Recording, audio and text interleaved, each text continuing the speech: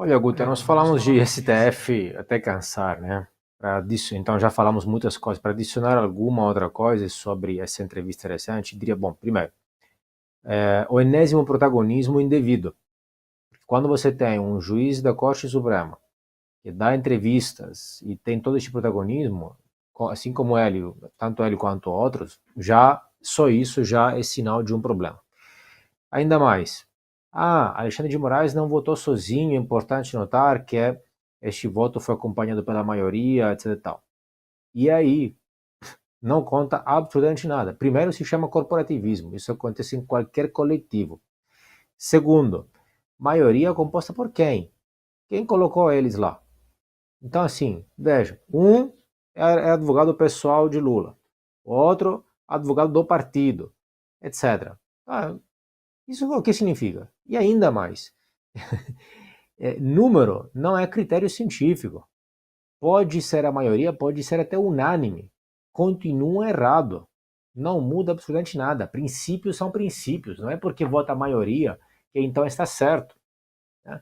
Número, sabe o que é? Não é um critério de validade moral. Número é um critério de força política. E é isso que eles estão mostrando. Força política. Ou seja, eles não estão, quando eles falam, olha que está apoiado pela maioria, não estão falando, então está certo. Estão falando, olha que por trás de Moraes estamos todos juntos. Ele não está sozinho. É uma questão de força, mostrar os dentes, as armas, para uma eventual tentativa de processo de impeachment. É isso que é. É uma demonstração de poder político, não de justiça. Tem absolutamente nada a ver, né? E aí é essa questão. Na verdade, o que você vê? Que é uma questão política. Moraes, além do que já foi comentado recentemente sobre o caso do deputado Silveira, por exemplo, ele falou que eles falaram que li os artigos das notícias, que ele está esperando arrependimento dele e uma garantia de boa conduta futura. Isso não existe. De onde foi tirado isso? Arrependimento. Boa conduta futura, isso não tem como ser garantido por nenhuma pessoa que saia de um processo. Estão tirando de onde tudo isso? E ainda, quando o Barroso fala, por exemplo, ele quer recivilizar o país, como falou recentemente, se não era hoje ou ontem, numa entrevista, né, nessa mesma entrevista, se não era. De novo, é política. Porque se essas pessoas, os presos do 8 de janeiro, estão presos corretamente, que fiquem na prisão então, que continuem. É isso que é. Agora, ele quer recivilizar o país, então dar um sinal de paz, etc e tal, fazendo o quê? Pegando mais leve, sobre, e talvez soltando alguns deles, mesmo se não, mesmo se isso não estivesse certo. Então, uma consideração de cunho político, isso está errado, mostra que é toda uma questão política.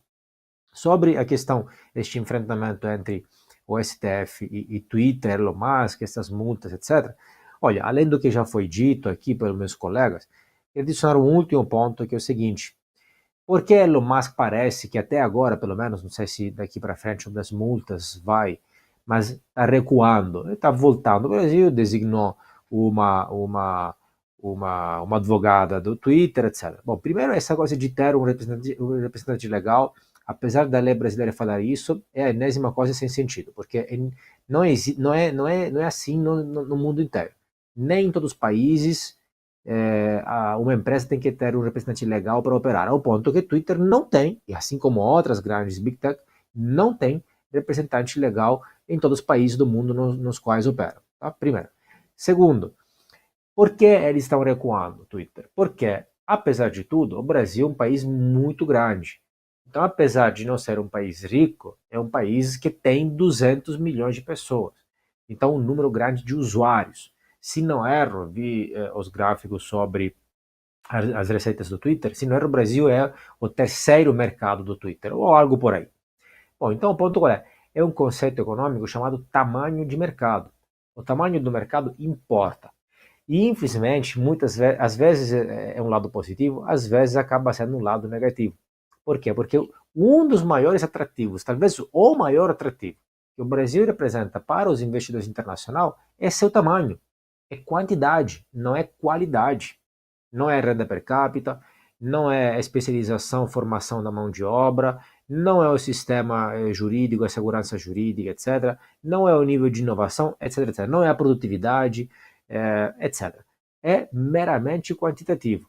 Então, paradoxalmente, pelo seu tamanho, uma empresa pode ter o incentivo a se subjugar à arbitrariedade pura, a um jogo de poder para ganhar dinheiro, lucro, para obter o mercado de 200 milhões de pessoas. Então, o tamanho do país, neste caso, se o Brasil fosse menor, Twitter não teria todo este incentivo a se genufletar a arbitrariedade.